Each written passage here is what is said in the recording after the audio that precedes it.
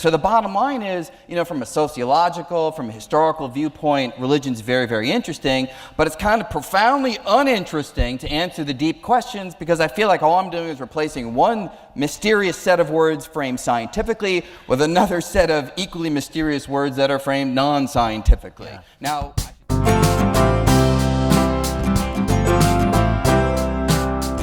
Hey folks, welcome to the channel, Thinking Theology. I'm Don. I don't establish a belief in God. I don't establish a belief in atheism, let's say. I just look at theological conversations that others have. It could be comedy, it could be pro-religion, anti-religion, add my own flavoring to it and move along. But by and large, I'm a philosopher by nature, by training, by education. And so I look at things sort of dispassionately as much as I can.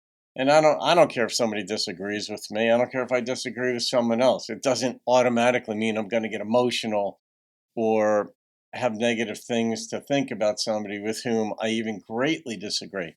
But today, Richard Dawkins was on, I guess, Brian Greene's show. I don't know who Brian is. Maybe I will eventually. Maybe after this video it'll settle into my brain. But I certainly know Dawkins. So this one is on, does God exist? I think there's talk of science and other stuff. So let's see what Dawkins has for us, because it'll be centered on Dawkins, I think.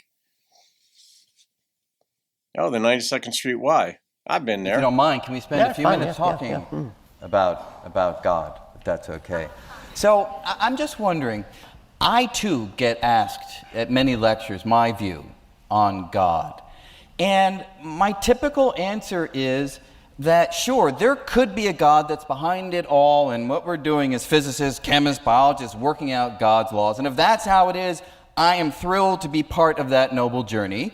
I then add by saying, look, there's no evidence for that. I don't see any reason to believe that. And if what we're doing is just working out the laws of physics or chemistry or biology, and that's all that you need for a universe, I'm thrilled to be part of that journey. So the bottom line is, from a sociological, from a historical viewpoint, religion's very, very interesting, but it's kind of profoundly uninteresting to answer the deep questions, because I feel like all I'm doing is replacing one mysterious set of words framed scientifically with another set of equally mysterious words that are framed non-scientifically. Yeah. Now, I should say, Whoa, that was good. I never heard it put that way. Holy crap. That opened some windows, huh? after I say that, I always apologize, because I am all for hedging your bets. I'm not beyond that at all. What do you think of that view? Well, What a setup. I think that the sort of Newtonian, Newton thought that he was working out God's laws, and he was demonstrating the glory of God's mind when he worked out the laws of mechanics and so on. Yep. I'm not so at ease with that as you seem to be, because it does seem to me that if there is a supernatural, superhuman intelligence that worked it all out, in a way that undermines the entire scientific enterprise, because we are, maybe an evolutionary biologist feels this more strongly, the whole enterprise of evolutionary biology is to explain how you get prodigious complexity and design from virtually nothing. I mean, we hand over to physicists when we can go beyond the virtually nothing to the absolutely nothing. But if you start from quite an advanced level, bacteria, and work up to mammals and humans, we have a working theory which we know is true, which explains how you can go from great simplicity to prodigious complexity, and finally to the sort of complexity which is capable of designing things, of creating things, of working out how to do things. Well,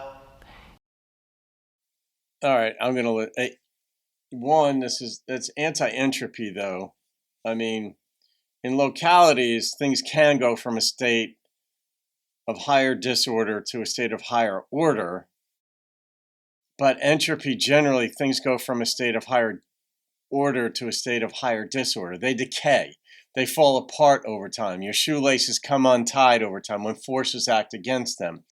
And I guess we'll see how Dawkins qualifies his view, but what he just said sounds remarkably like it's not a belief in God, but that there is a directive mechanism driving evolutionary forces, and that's natural selection and such. But to go from a state of simplicity to complexity is anomalous. Let's put it that way. It generally conducts in the opposite direction.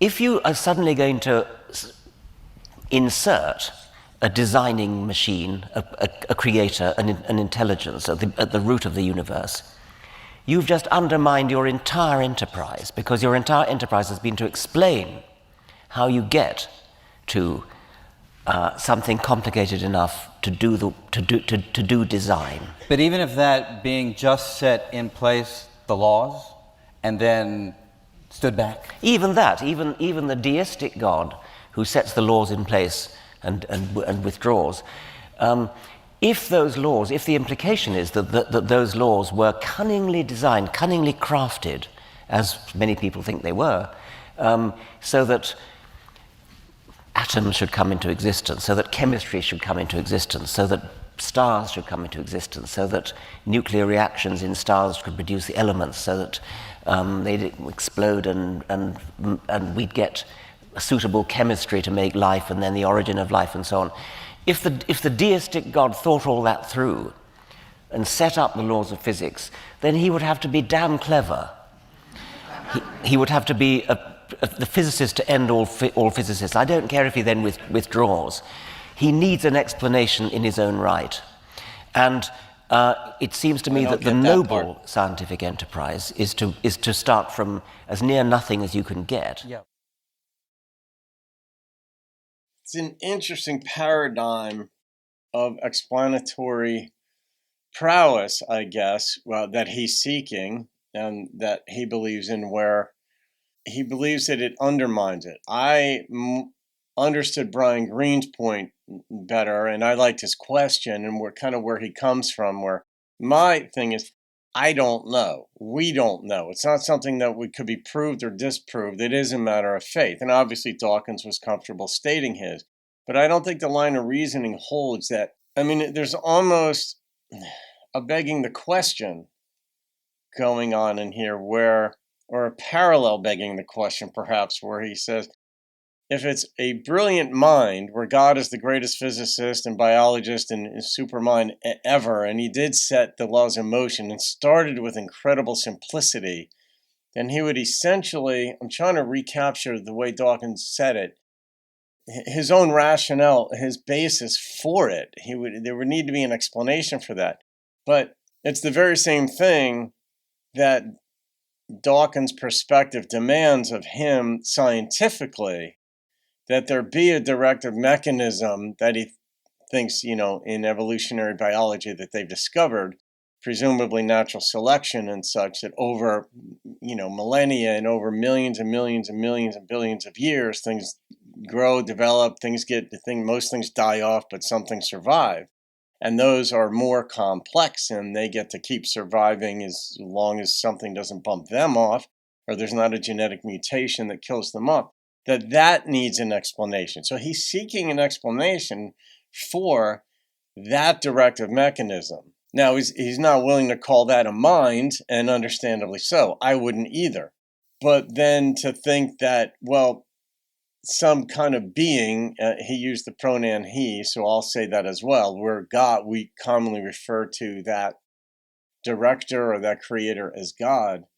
Greene had said that, what is wrong with saying, okay, we're just discovering the laws that he set in motion? The deist perspective. God set things in motion and is now somewhere else doing something else. He's not counting every hair on your head. He doesn't know your next decision. Maybe he doesn't care about your next decision. He just set things in motion. Maybe he'll come back for another visit in another 10 billion years. Brian Greene's perspective, I understood that. That's pretty easy to comprehend what that would be, that we're just discovering the laws of motion. If there's a God that set it in motion, great. I'll apologize or what have you. I'm just not convinced. And I respect that. Everybody has his or her own threshold of proof for belief in a God. And if that threshold has not been met, it clearly hasn't by Dawkins, and he's annoyed by theologians generally. Whereas Carl Sagan was more respectful of them. He didn't agree with them in subject matter and content and belief, but he was more respectful. Dawkins has an aversion, evidently, to them, and that they would even consider thinking that there is a creator. Brian Greene left the door open for it, and I respect that, because you can't verify or falsify a belief in God.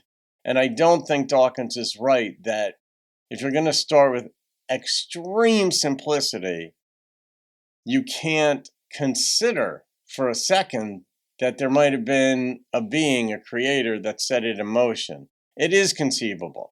That's not my view. It's not my view either. I simply don't know.